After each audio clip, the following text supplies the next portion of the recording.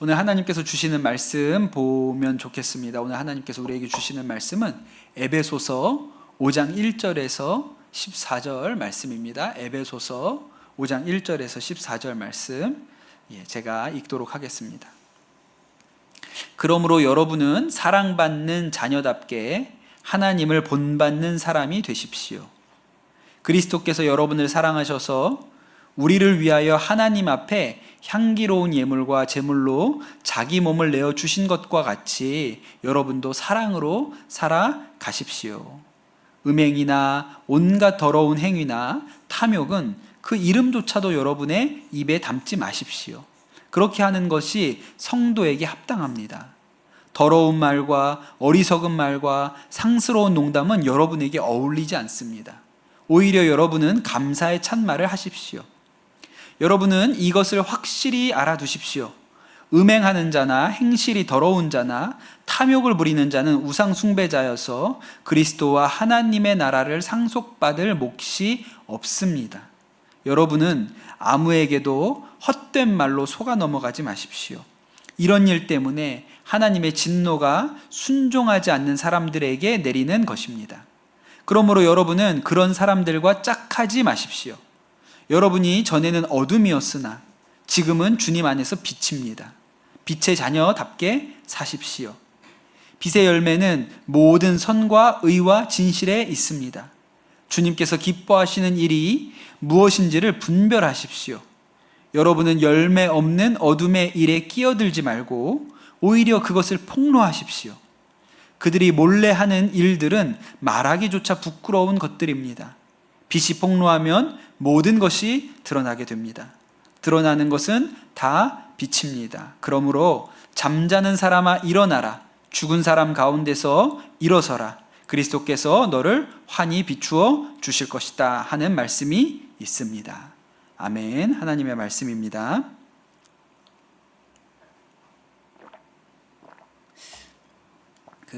어떤 인터넷 게시판에다가 여대생이 쓴 글이 상당히 사람들에게 인상적이었나 봐요. 그래서 그 게시판뿐만 아니라 이렇게 기사로, 신문 기사로까지 나왔던 글이 하나 있는데 제가 대략 얘기를 해드리겠습니다. 이 여대생이 아마 부모님의 도움을 받지 못하고 혼자 자취하면서 월세도 내야 되고 등록금까지 이렇게 다 혼자서 해결해야 되니까 빚이 많이 생겼나 봐요. 그래서 고민을 하다가 이렇게 아르바이트를 뭘 해야 되나, 뭘 해야 돈을 많이 벌 수 있을까 이렇게 찾아보다가 유흥업소에서 알바를 구한다는 광고를 보고 일주일간 고민을 했다고 합니다. 그러다가 이제 마음의 결론을 내린 게 일단 빚은 어떻게 해야 하지 않나, 그런 생각이 들어가지고 그 유흥업소에다 전화를 하고 찾아갔다는 거예요. 그 유흥업소의 실장님이라는 분이 면접을 봤는데 되게 무서운 사람이 앉아있을 줄 알았는데 아주 상냥하게 친절하게 잘 설명을 해주고 여기가 그렇게 나쁜 데가 아니다, 그렇게 얘기를 해서 일단 일을 시작해보기로 했답니다. 그리고 처음으로 손님이 있는 어떤 방에 투입이 되었는데 정말 너무 무섭게 생긴 깡패 같은 아저씨 하나가 앉아 있었다는 거예요. 뭘 해야 될지도 잘 모르겠고 그 아저씨는 너무 무섭고 그래서 가만히 앉아가지고 떨고 있었어요. 근데 이 아저씨가 물어봤대요. 처음 왔냐고. 그리고 왜 여기 오게 되었냐고 물어봤다는 거예요. 그리고 나서 하는 얘기가 이 일은 학생이랑 안 어울리니까 그만두라. 그리고 여기 이런 데 한번 빠지면 평범한 인생 살기 어려워진다. 오늘만 나오고 그만두라. 그렇게 얘기를 했다는 거예요. 근데 그 얘기를 듣는데 얼마나 눈물이 나는지 그 자리에 앉아가지고 눈물을 뚝뚝뚝 흘리고 있는데 아저씨는 혼자서 노래를 부르기 시작했대요. 자기는 계속 옆에 앉아가지고 뭘 해야 되는지도 모르고 울고 있는데 아저씨 혼자서 1시간 동안 노래를 하고 나서 아저씨가 나가는데 아가씨, 이 여대생을 쳐다보면서 아가씨, 내가 다음에 또 여기 왔는데 여기 있으면 나한테 혼날 줄 알아. 그러고 나갔다는 거예요. 딱 그 일을 겪고 나서 다시는 가지 않았다. 그러면서 그 아저씨한테 너무 고맙다고 아마 아르바이트 소개해주는 사이트 게시판에다가 그 얘기를 썼나 봐요. 그 아저씨 말대로 이 여대생이 거기에 있는 게 안 어울리죠. 제가 볼 때는 그 아저씨도 안 어울려요. 거기 계실 분이 아닌 것 같은데. 여러분, 우리 그리스도인에게도 어울리지 않는 삶이 있습니다. 오늘 말씀을 보면 바울이 이 에베소 교회 교인들을 뭐라고 부르냐면 하나님의 사랑받는 자녀라고 불러요. 여러분, 사랑받는 자녀는요, 사랑받는 자녀답게 사는 방식이 있습니다. 사랑받는 자녀가 부모도 없고 거리에 버려진 아이들처럼 살아가는 것은요, 어울리지 않는 거예요. 딱 봐도 얼굴에서 귀티가 줄줄줄 나는데 하고 다니는 꼬락선 있는 거짓골을 해가지고 다녀요? 그럼 안 어울리죠. 안 어울려요. 여러분, 하나님의 사랑받는 자녀는 하나님의 사랑받는 자녀답게 살아야 합니다. 어떻게 살아가는 게 안 어울릴까요? 오늘 말씀에 나오죠. 음행이나 온갖 더러운 행위나 탐욕은 그 이름조차도 여러분 입에 담지 마십시오. 말도 하지 말라는 거예요. 그런 일들은 당신들에게 어울리지 않으니까 말로도 하지 말라고 그랬어요. 그리고 4절에 보니까 더러운 말과 어리석은 말, 상스러운 농담은 정확하게 이렇게 얘기하죠. 여러분에게 어울리지 않습니다. 오히려 여러분은 감사의 참말을 하십시오. 그렇게 이야기하고 있어요. 지난주에 우리가 성령을 근심하게 하지 말라, 이 말씀을 가지고 하나님의 말씀을 들었는데, 여러분, 우리가 예수님을 우리의 구원자로 또 주인으로 영접했을 때 성령님이 우리 안에 오셨습니다. 그때부터 성령님이 우리 안에서 말씀하세요. 야, 너 그렇게 사는 게 어울리지 않아, 이렇게 말씀하세요. 야, 그건 사랑받는 자녀답지가 않다. 우리가 어떤 일이나 행동을 할 때 성령께서 그거는 내 사랑받는 자녀가 하는 행동이 아닌데 너한테 안 어울려, 이렇게 얘기하기 시작하시거든요. 야, 술, 담배 하는 게 너한테 안 어울린다, 내가 보니까. 이렇게 말씀하시는 거예요. 제가 지난주에도 말씀드렸지만 우리 교회 엘리베이터를 타면 그 여중생들이 막 타는데 너무 귀엽고 너무 예쁘게 생긴 여중생이 막 쌍욕을 쏟아내요. 그럼 너무 안 어울리거든요. 너무 안 어울려요. 그런데 성령님이 우리 안에서 하시는 거, 그렇게 얘기하는 거죠. 아유, 저렇게 예쁜 입에서 어떻게 이렇게 쌍욕이 나올까? 아니, 안 어울린다, 야. 그 성령님의 음성이 우리에게 느껴집니다. 예, 그게 느껴지죠. 지난주에 드린 말씀이에요. 제가 전도사 때 얘기인데, 저희 부서 교사 중에 아주 예쁜 자매가 하나 있었습니다. 근데 이 자매가 노는 걸 너무 좋아해요. 그래서 한 번은 저에게 와서 물어보기를, 클럽에 가는 게 죄냐고 물어보더라고요. 그 질문을 왜 저에게 했을까요? 이 자매 안에 계신 성령님께서 야, 네가 거기 자꾸 가는 게 너랑 안 어울린다, 이런 마음을 그 자매 안에 주신 거예요. 그러니까 마음 가운데 이제 가면 안 될 것 같은 마음이 생기니까 그 마음을 그 전도사님의 입술을 통해서 벗어나 보고자 저한테 와가지고 클럽에 가는 게 죄냐고 물어보는 거예요. 제가 그 죄지, 그게 너한테 어울리냐? 그렇게 얘기를 했더니 그 얘기를 듣고 낙심하며 그럼 무슨 재미로 살아요? 그게 벌써 20년도 지난 일입니다. 지금은 한 남자의 현숙한 아내가 되었고 믿음 좋은 믿음의 엄마가 되었거든요. 제가 그 남편에게는 비밀을 유지하고 있습니다. 제가 청장년 교구 목회할 때 처음 신방 가면 거의 빼놓지 않고 물어보는 것 중에 어떤 질문이 있냐면, 두 분은 어떻게 만나셨어요? 이런 질문을 하죠. 대부분 뭐 비슷해요. 어느 교회 청년부에서 만났습니다. 어디 대학교 학교 선교단체에서 거기서 만났어요. 아니면 뭐 무슨 대형 집회나 어디 단기 선교 갔는데 거기서 너무 이렇게 마음에 들어 보여가지고 뭐 교제하다가 이렇게 결혼하게 됐다고 얘기하거든요. 그래서 제가 기억나는데 딱 한 부부가 나이트클럽에서 만났다 그랬어요.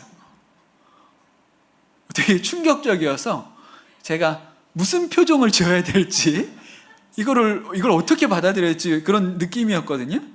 근데 뭐가 또 당황스러웠냐면 지금은 너무 나이트클럽하고는 안 어울리는 부부라는 거예요. 그때는 어땠는지 모르겠어요. 그때는 막 다 이렇게 막 체인 같은 거 걸고 이러고 다녔는지 잘 모르겠는데 지금 이 부부의 모습으로 보면 너무너무 안 어울리는, 어떻게 그랬다고? 이런 생각이 들어요. 안 어울리는 삶이 되어버린 것이죠. 여러분, 성령님을 모신 사람에게 어울리는 삶이 있어요. 그냥 아무렇게나 사는 게 아니고 성령님을 마음에 모신 사람은 거기에 합당하게 어울리는 삶이 있습니다. 오늘 말씀이 뭐라고 얘기하냐면 여러분이 전에는 어둠이었으나 지금은 주님 안에서 빛입니다.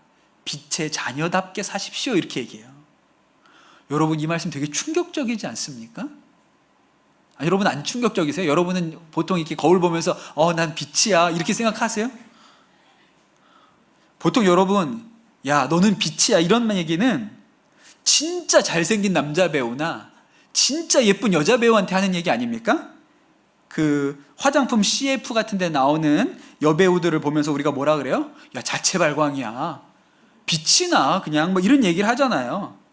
예, 야 제 피부 좀 봐, 완전히 자체 발광이네, 우리가 이런 얘기 하지 않습니까?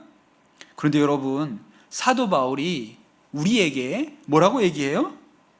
주님 안에서 빛입니다 이래요. 자체 발광이라고 우리한테 얘기를 하는 거예요. 여러분이 전에는 어둠이었지만 지금은 주님 안에서 빛입니다.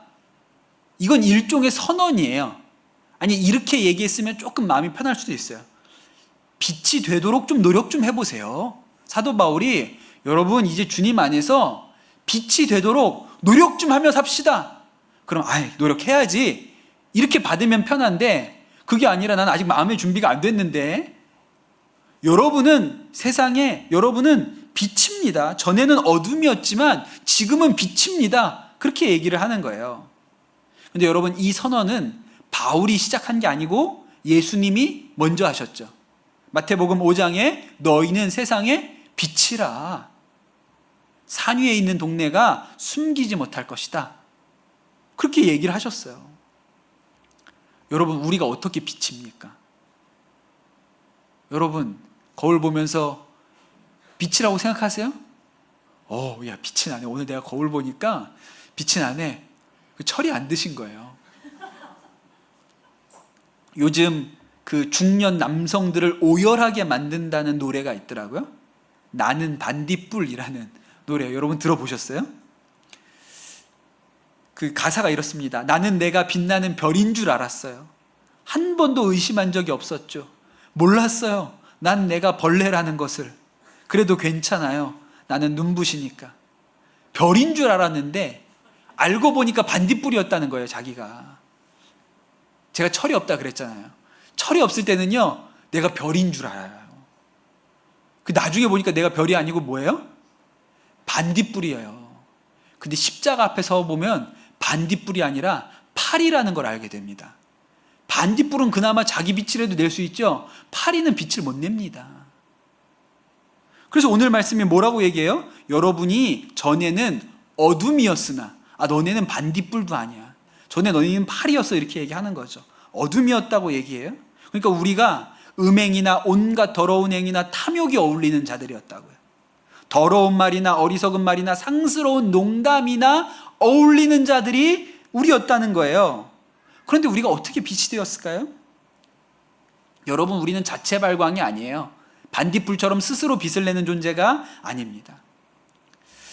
오늘 아마도 달이 꽤 밝을걸요? 제가 어제 밤에 보니까 약간 찌그러진 보름달이더라고요. 더 줄어들었을래나 더 커졌을래나 모르긴 하겠는데, 여러분, 밤하늘의 달이, 특별히 보름달이 얼마나 밝은지 아세요? 제가 군목 시절에 밤에 야간에 근무서는 우리 장병들 쭈쭈바 들고 여름에 위문을 다닙니다. 그러면 아주 맑은 하늘에 보름달이 뜨는 날이 있잖아요. 그런 날은 경계 주위가 단계가 내려갑니다. 너무 밝아서 잘 보이기 때문에 흐리고 달이 없는 날은 경계 주위가 상향 조정되고요. 이런 날은 내려가요. 왜냐하면 너무 밝거든요. 달빛이 있는 거하고 없는 거하고 엄청나게 차이가 나요. 진짜 완전한 보름달이 뜬 날은요, 밖에 나가서 책을 펴놓으면 글씨가 보입니다. 그 정도로 밝아요. 그런데 여러분 아시죠? 달이 어떻게 빛을 냅니까? 달은 스스로 빛을 내는 존재가 아니에요. 태양빛을 반사해내는 것 뿐이거든요. 그러면 빛이 나죠. 성도 여러분, 오늘 에베소 말씀에 보면 우리가 전에는 어둠이었지만 이제는 빛이라고 하잖아요. 여러분, 우리가 죄로 오염된 이 심령은 어둠입니다. 그런데 우리가 어떻게 빛을 낼 수 있을까요? 예수 그리스도, 발광체이신 예수 그리스도께서 우리 안에 오시면 우리도 빛이 납니다. 여러분, 성화들, 유럽에서 옛날에 그렸던 성화들 보면 성인들의 얼굴 주변에 뭘 그려요? 쟁반을 하나씩 이렇게 그리잖아요. 뭔가 이렇게 뒤에 뭐가 이렇게 그려져 있죠. 빛을 그립니다. 그걸 뭐라 그래요? 아우라라고 하잖아요. 아우라. 네. 모세가 시내산에 올라갔다가 내려와 보니까 얼굴에서 빛이 나서 수건으로 가렸다 그러죠. 그러니까 하나님을 대면하고 왔더니 그 하나님의 빛이 이 모세의 얼굴 가운데 나타난 거예요. 예수님을 모신 사람에게서 빛이 납니다. 그 인도의 유명한 수녀님 마더 테레사 수녀님의 일화 중에 이런 게 있어요. 테레사 수녀님이 이제 유명해지면서 영국의 BBC 방송에서 그 테레사 수녀님에 관련된 다큐를 만들어야겠다고 그렇게 생각을 했어요. 그래가지고 이 얘기를 했는데 테레사 수녀님은 거절했습니다. 저 같은 사람을 무슨 다큐를 하느냐. 그리고 여기 와서 이렇게 막 촬영을 하고 그러면 제가 하는 일, 어려운 사람들 돌보는 일이 어려워질 수 있으니 나는 그런 거 안 하면 좋겠다. 그렇게 얘기를 했는데 이분이 원체 유명해지니까 그 위에 추기경이 꼭 하라. 그래가지고 다큐멘터리를 제작하려고 팀이 옵니다. 다만 조건이 있었는데 최소한의 장비만 투입해서 촬영을 하라. 우리의 봉사활동에 지장이 되지 않도록 최소한의 장비만 가지고 오라고 한 거예요. 그런데 이 테레사 수녀님이 일하는 그 공간이 아주 오래되고 그 인도의 이 건물들이 낡고 창문도 별로 없고 그래서 실내에서 그 상태로 조명 없이 촬영하면 거의 안 나온다는 거예요. 그래서 이건 촬영 기자가 뭐라고 했냐면 찍어봐야 소용이 없다고. 이거는 찍어보아야 소리만 나오지 화면을 하나도 못 쓴다. 이 정도 광량으로는 영상을 만들 수가 없다 그래요. 근데 뭐 어떻게 해요? 뭐 가져온 게 없고 방법이 없으니까 일단 감독이 낭비할 때 낭비하더라도 찍어봅시다. 그래가지고 찍었거든요. 그런데 밖에서 해가 환한 곳에서 찍은 장면보다 더 선명하게 잘 나왔다는 거예요. 그래서 이 다큐멘터리를 만들던 사람들, 촬영 감독이나 이런 사람들이 설명이 안 된다, 이 일이. 그러니까 이분들이 주의 마음을 가지고 선한 일을 하니까 빛이 났다고밖에 우리가 설명할 방법이 없다. 그런 일화가 있어요. 좀 이렇게 뻥 같은 얘기처럼 들리시죠? 그런데 여러분, 이런 일이 실제로 일어납니다. 이번 주간에 우리 교회에 장례가 있었어요. 오늘까지 장례를 치렀는데 이 장례가 유족에게 너무 마음 아프고 힘든 장례를 치렀습니다. 사실 저도 이 장례를 치르면서 너무 막막하고 깜깜하더라고요. 처음 소식을 들었을 때 그냥 깜깜하다는 생각이 들었어요. 그런데 우리 교우들이 이 장례에 정말 많이 조문을 와주시고 또 오셔가지고 내일처럼 아파해 주시고 함께 울고 그렇게 용기를 주셨거든요. 그래서 유족들이 정말 위로와 용기를 많이 얻으셨다고, 교회가 이렇게 큰 힘을 주실 줄 몰랐다고 그렇게 이야기를 하시는 거예요. 제가 장례를 주관하면서 계속 왔다 갔다 했잖아요. 그런데 그 느낌이 어떤 거냐면 어둠이 물러가는 것 같은 느낌이 들어요. 그 장례식장에 드리웠던 아주 깊은 어둠이, 그 무거운 어둠이 물러가고 점점 빈소가 밝아지는 것 같은 그런 느낌이 들어요. 그래서 제가 이 장례를 치르면서 우리 성도들에게 너무 감사하다. 그리고 우리 성도들이, 우리 교우들이 너무 자랑스럽다. 근데 여러분, 우리는 이게 어울린다니까요. 로마서 12장 15절에 즐거워하는 자들과 함께 즐거워하고 우는 자들과 함께 울라 그랬어요. 여러분, 이 말씀이 우리랑 어울려요. 우리가 뭐가 안 어울리는지 아세요? 우리는 당짓고 서로 미워하고 험담하고 싸우고 갈라지는 것은요, 우리랑 안 어울려요. 그건 우리에게 어울리지 않는 옷입니다. 바울이 분열되었던 고린도 교회에 편지를 보냅니다. 고린도 전서인데 바울이 뭐라고 얘기했냐면, 여러분은 아직도 육에 속한 사람들입니다. 여러분 가운데 시기와 싸움이 있으니 여러분이 육에 속한 사람이고 인간의 방식대로 살아가고 있는 것이 아닙니까? 어떤 사람은 나는 바울 편이다, 또 다른 사람은 나는 아볼로 편이다 한다니 여러분은 육에 속한 사람이 아니고 무엇이겠습니까? 이게 무슨 말이에요? 안 어울린다는 거예요. 너네가 그렇게 살아가는 게, 당짓고 서로 미워하며 싸우며 살아가는 게 안 어울린다고 얘기하는 거예요. 제가 그 군인교회 목회할 때 처음 군목으로 임관에서 그 사역할 때 그때 일입니다. 군인교회 목회를 해보면 연중에 치르는 가장 중요한 행사가 있는데 6.25 상기 구국성회라는 게 있어요. 6월이 되면 전국에 있는 육해공군 해병대의 기독장병들이 오산리 최자실 기도원에 모여가지고 3박 4일 동안 예배 드립니다. 말씀 듣고 부흥회 하는 거예요. 10,000명이 넘게 모이는 집회고, 그러니까 엄청 큰 행사고, 군목들에게 있어서는 그 6월 달에 우리 교회 다니는 장병들 모아가지고 그 집회에 참석하는 게 되게 큰일이에요. 제가 강화도에서도 해병들 데리고 갔고 연평도에서도 해병들 데리고 그 집회에 참여를 했습니다.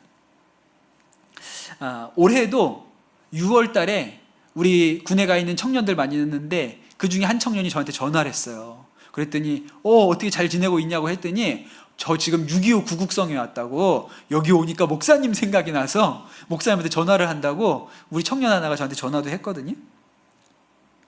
근데 제가 군목이 돼서 처음으로 이 집회를 참석을 했는데, 그 집회에 이렇게 전통 같은 게 하나 있는데, 그해에 임관한 군목 목사님들이 예배 중에 한 번 특송하는 순서가 있어요. 매년 그렇게 합니다. 그해에 임관한 분들이 그날 딱 특송을 다 하는 거예요. 그때는 어떻게 오냐면 각 군의 정복을 입고 오라고 해요. 우리도 장교이기 때문에 다 정복을 받아서 정복을 입습니다. 그래서 육군 목사님들은 카키색 정복 입고, 공군 목사님들은 또 곤색 정복을 입고, 저는 해군 군목이었기 때문에 위아래로 하얀 정복, 구두도 백구두로 신어요. 그 정복을 입고 모여가지고 이제 특송을 하는데, 저는 꼭 이렇게 모여가지고 뭐 노래 부르고 이러면 맨 앞줄 가운데 섭니다. 키가 작아가지고 아무리 뒤에 서고 싶어도 앞으로 자꾸 나오라 그래요. 그래서 앞에 세우는데 저만 하얀 옷 입었잖아요. 또 저희 동기가 둘이 있었는데 도망가고 안 왔어요. 그 저 혼자 그 하얀 옷 입고 쓴 거예요. 그러니까 딱 보더니 가운데 쓰라고, 가운데. 그래가지고 제가 가운데 섰어요. 노래도 못하는데 가운데 서가지고 특송을 하는데, 그걸 이제 영상으로 중계를 하잖아요. 카메라가 이렇게 잡아서 하는데 저 혼자 가운데 하얀 거 입고 서가지고 노래를 하니까 계속 제 얼굴만 나오는 거예요. 난 가사도 모르는데 계속 저를 찍어주는 거예요. 나중에 우리 교회 집사님들이 끝나고 내려갔더니 뭐라 그러냐면, 목사님 빛이 나더라. 목사님 딴 사람은 안 보이고 목사님만 보이더라. 빛이 나더라. 우리 집사님들이니까 그랬는지 오시아에서 그랬는지 모르겠는데 그렇게 얘기를 하셨거든요. 근데 그 얘기를 하려고 하는 게 아니라 그렇게 큰 전광판에 제 얼굴이 계속 나가니까 그때 선한목자교회 청년 중에 저를 아는 청년이, 저한테 제자 훈련 받은 청년이 그 자리에 와 있다가 저를 보고 우리 엄재원 목사님이 여기 계시네? 그러고 그 수많은 인파를 뚫고 저를 찾아온 거예요. 목사님 저예요. 그러면서 저를 찾아왔어요. 그래서 너무 반가워서, 야, 이렇게도 사람이 만나지는구나. 그래가지고 그 친구를 데리고 나가가지고 저기 매점에 가가지고 팥빙수 허먹이면서 군생활 어떻게 하고 있는지 이야기를 하는데, 이 친구가 자기 군생활하는 간증을 저한테 하더라고요. 자기가 이제 병장 좀 됐습니다. 근데 운전병으로 근무를 했는데 대대 주임원사님 운전병이에요. 그럼 꽤 권세가 있습니다. 대대 주임원사 운전병이면 꽤나 권세가 있어요. 늘 주임원사님 모시고 다니니까 이분이 실세거든요. 그리고 이 친구가 운전도 잘하고 늘 묵묵하게 성실하게 하니까 이 주임원사님의 신임을 많이 얻었어요. 근데 이 주임원사님이 예수 안 믿는 분이신데 이 형제가 늘 이분을 모시고 운전을 하고 다니면서 우리 주임원사님 전도해야 되는데 라는 부담이 있는 거예요. 근데 내가 병사고 운전병인데 주임원사님한테 어떻게 예수 믿으라 그래요. 늘 마음에 부담만 있지 전도를 못하죠. 그런데 이 주임원사님이 좀 이렇게 같이 다니다 보면 늘 허리가 좀 안 좋아가지고 힘들어 하세요. 허리 아파 이 얘기를 자주 하셔요. 근데 이 형제가 체대를 다녔는데 그 학교 다니면서 한 학기 수업 중에 스포츠 마사지를 배운 게 있어요. 그래가지고 원사님한테, 원사님 제가 학교 다니면서 좀 배운 게 있는데 원사님 허리 안 좋으시다 그러니까 제가 좀 해드려 봐도 될까요? 이렇게 했더니까 주임원사님 너무 좋죠. 그래서 틈틈이 이렇게 주임원사님 모시고 다니면서 마사지를 해드렸다는 거예요. 근데 놀랍게도 이 주임원사님 아프던 허리가 괜찮아졌습니다. 좋아졌어요. 그랬더니 이 주임원사님이, 야, 너 참 재주가 좋다. 난 병원에 다녀도 안 낫고 뭐해도 안 낫는데 너 덕분에 참 많이 좋아졌다 그러시는데, 거기에 대고 이 형제가 기회가 왔다 생각하고 얘기를 했다는 거예요. 원사님, 그거는 제가 손재주가 좋아서 그렇게 된 게 아닙니다. 제가 주임 원사님 허리 주물러 드리면서 늘 하나님께 기도했습니다. 우리 원사님 허리 낫고 건강하게 해달라고 기도했습니다. 그래서 하나님이 제 기도를 들어주신 것입니다. 원사님도 기도 한번 해보시고 예수님 믿어보세요. 이렇게 전도를 했다는 얘기를 그 자리에서 팥빙수 먹으면서 저한테 해주는 거예요. 근데 이 원사님이 그 얘기를 되게 좋아하시더래요. 야, 제가 그 얘기를 듣는데 빛이 나는 건 내가 아니고 제 앞에 앉아 있는 이 우리 병장이 빛이 나는 거예요. 여러분, 제가 알고 있는 대한민국 군인들은 그런 생각 안 합니다.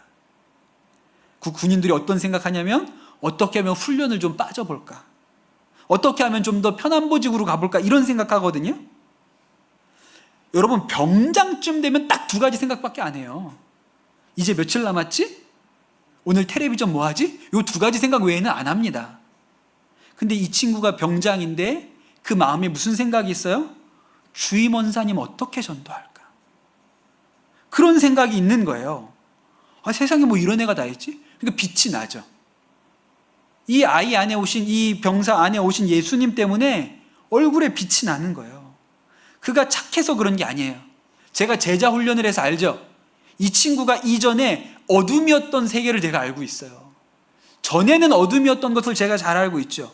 그런데 이제 주 안에서 빛이 되었어요. 그 청년 안에 오신 예수 그리스도로 인해서 빛이 드러나는 인생을 살게 되었습니다. 10절에 뭐라고 했냐면, 빛을 내는 삶의 방식이 무엇인가, 우리가 어떻게 하는 게 빛을 드러내는 삶의 방식인가. 10절에 주님께서 기뻐하시는 일이 무엇인지를 분별하십시오. 내가 뭘 해야 하나님이 기뻐하실까? 마음의 중심에 이 생각이 있는 거예요. 내가 뭘 해야 하나님이 기뻐하실까? 그냥 나 살고 싶은 대로 사는 삶이 아니고 내가 뭘 해야 하나님이 기쁘다고 하실까? 묻고 순종하면 우리 삶에 빛이 나게 돼 있습니다.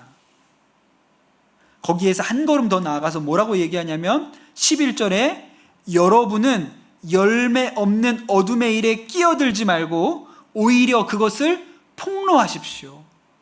빛이 폭로하면 모든 것이 드러나게 됩니다. 이렇게 나오죠. 영국의 정치가 윌버포스라는 사람이 있습니다. 그가 21살에 국회의원이 되었고 그 전까지는 그도 어둠에 속한 사람이었어요. 26살에 예수님을 인격적으로 만나거든요. 그러고 보니까 자기가 몸담고 있는 이 영국의 정치판이라는 것이 너무 더러운 거예요. 전에는 똑같은 물에 있을 때는 그 더럽다고 생각 안 했거든요. 근데 26살에 예수님을 인격적으로 딱 영접하고 나니까 여기는 완전 마귀소굴이에요. 야, 이 더러운 판에 더 내가 있으면 안 되겠다. 나는 정치계를 떠나야겠다. 이렇게 생각을 했는데 평소에 존경하던 목사님이 있었습니다. 존 뉴턴이라는 목사님을 존경하고 좋아했어요. 이분이 누구냐면 노예선 선장이었다가 예수님 만나고 목사님 된 분, 나 같은 죄인 살리신 그 노래를 만든 그 존 뉴턴이거든요. 근데 이 존 뉴턴 목사님이 윌버포스한테 뭐라고 얘기하냐면 이 더러운 정치계에도 깨끗한 그리스도인이 필요하다. 빛을 비출 사람이 필요하다 그랬어요. 그래서 이 윌버포스가 정치계를 떠나지 않습니다. 그리고 1787년 10월 28일에 자기 일기장에 딱 이렇게 썼어요. 전능하신 하나님께서 내 앞에 두 가지 큰 목표를 두셨다. 하나는 노예 무역을 금지하는 것이고 다른 하나는 관습을 개혁하는 것이다. 당시에 영국 사회가 완전히 썩어 빠져 있었어요. 그런데 이거 바꿔야겠다. 또 하나는 영국이 최대 노예 무역국이었는데 이거 하나님 기뻐하시지 않는다. 사람을 돈 주고 파는 일이 아무리 값이 되고 돈 벌 수 있는 일이라도 이거 하나님 기뻐하시지 않는다. 내 인생을 이 두 가지 개혁을 위해서 걸어야지. 이렇게 생각을 했어요. 그리고부터 이 윌버포스 한 사람이 어떻게 하면 내가 하나님을 기쁘시게 할 수 있을까 생각하고 이 일을 실행에 옮기면서부터 영국 사회의 병폐들이 폭로되기 시작합니다. 당시에 영국 사람들이 노예 무역을 어떻게 하는지를 몰랐어요. 노예들이 어떻게 아프리카에서 잡혀 아메리카 신대륙으로 보내지는지 몰랐어요. 다 뚜껑을 열어서 공개해버리게 됩니다. 계속 할 거냐고 이걸 우리가. 결국 윌버포스가 죽던 날에 노예 무역이 금지되는 법안이 통과되게 되죠. 폭로되는 거예요. 대단한 사람, 윌버포스 같은 대단한 사람만 하는 게 아닙니다. 제가 자주 드리는 예인데 제가 맡았던 우리 중학교 여학생 중에 성윤수라는 학생이 있었어요. 중학교 2학년. 근데 이 아이 마음 가운데 문득 학교를 위해서 기도해야겠다 이런 생각이 온 거예요. 그 성령님이 주신 생각이죠. 주님이 이걸 기뻐하시겠다 이런 생각이 들었어요. 그래서 예수 믿는 친구들 몇 명을 모아서 기도 모임을 만들어서 이렇게 기도를 시작했더니 이 모임이 꽤 부흥이 됐어요. 여러 친구들이 모여서 기도하게 됐습니다. 그러고 보니까 늘 저기 어디 운동장 한켠에서 기도하고 이랬는데 우리도 어디 모일 수 있는 공간이 좀 있으면 좋겠다 이런 생각이 든 거예요. 담임 선생님한테 가서 물어봤더니 야, 그거 어려울 것 같다. 여기가 공립학교라 기독교 학교가 아니고 공립학교니까 어려울 것 같다 그러셨다는 거예요. 그래서 이 아이 마음 가운데 그럼 교장 선생님한테 얘기해야지. 그 조그만 애예요. 중2 조그매요. 얘가 교장실에 올라가가지고 교장 선생님한테 인사드리고 우리가 학교를 위해서 기도하는 기도 모임이 있는데 우리가 좀 이렇게 교장 선생님이 자리나 공간을 좀 주실 수 없냐고 가서 얘기를 했는데 엄청 욕먹고 혼나고 나왔습니다. 그리고 이 교장 선생님이 다음날 선생님들 모아놓고 교무회의를 하는데 선생님들 앞에서 그 2학년에 어떤 여학생 하나가 성모식이라는 여학생이 어제 날 찾아와가지고 무슨 자기들끼리 무슨 교회 모임을 하는데 교실을 하나 달라고 하더라. 야, 예수 믿는 사람들 진짜 유별나다. 애나 어른이나 예수 믿는 사람들 참 유별나다. 이러면서 뭐 그 얘기를 선생님들 앞에 놓고 했다는 거예요. 그래서 이제 그러고 났더니 수업에 들어오는 선생님들마다 야, 입안에 성윤수 있냐? 누구냐? 성윤수 손 들어봐라. 이렇게 손 들면 네가 교장 선생님 찾아갔냐? 막 이러는 상황이 된 거예요. 얘가 너무 속상하고 얘 안 줄 거면 얘기나 하지 말든가. 선생님들마다 와서 그러니까. 그런데 나중에 그 학교 선생님 중에 한 선생님이 그분은 수업도 없는데 그 교실을 찾아오셨다는 거예요. 네가 성윤수냐? 야, 이제 별의별 사람들이 다 찾아오는 거고 우리 교실에 수업도 없는 선생님이 찾아와가지고 나한테 뭐라 그러네? 그런데 그 선생님이 하는 얘기가 야, 교장 선생님이 한 얘기를 듣고 내가 너무 마음에 부끄럽더라. 나도 예수 믿고 집사인데 네가 학생인데 교장 선생님을 쫓아가서 학교를 위한 기도 모임을 한다고 얘기를 했대는데 예수 믿는 교사인 내가 아무 소리도 안 하고 그 학교를 위해서 기도할 생각도 못하고 있었던 게 너무 부끄럽다. 선생님도 그 기도 모임에 끼워주라. 폭로된 거죠. 이 아이의 안에서 이렇게 빛이 비추니까 성령님이 행하시는 일이 이 아이에서 이렇게 빛이 비추니까 그 잠자고 있었던 예수 믿는 선생님들 안에 빛이 폭로된 거예요. 그 반동성애 운동하는 유명한 분 중에 김지연 약사님이라는 분이 있거든요. 좀 무서워요. 원체 강성이셔서 제가 봐도 좀 무서운 분인데 이분이